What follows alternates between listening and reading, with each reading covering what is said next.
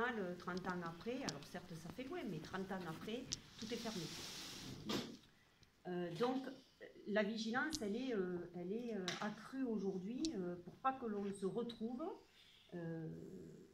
très rapidement, ou au moins à moyen terme, dans cette situation.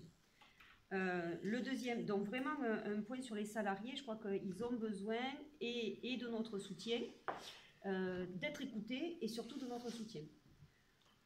Le deuxième point, ce sera envers tous les élus.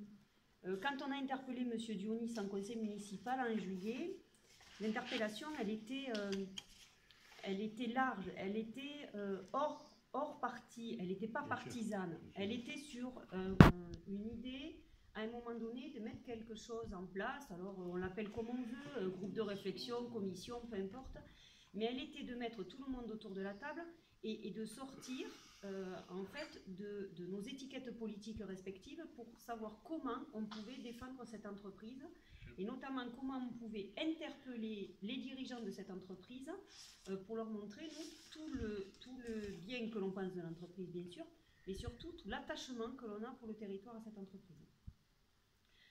Et le troisième point, il faudra aussi être vigilant parce que peut-être que les choses vont nous échapper avec le futur repreneur.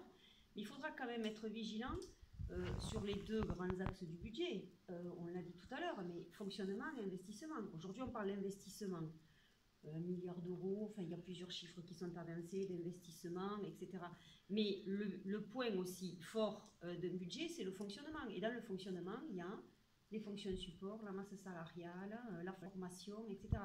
Et donc, si effectivement on ne voit que le côté investissement, on pourrait se dire, bon, ben, finalement, ça peut faire fonctionner l'entreprise, mais la dégradation, elle vient très souvent, quand il y a un rachat, sur le budget de fonctionnement. Donc, il faudra aussi à ce moment-là qu'on puisse entendre bien sûr les salariés, on l'a dit et plusieurs fois, mais entendre aussi qu'est-ce qui est mis dans la balance avec et les vendeurs et les futurs repreneurs, parce que c'est à mon avis là que tout va se jouer pour l'avenir de l'entreprise. Si le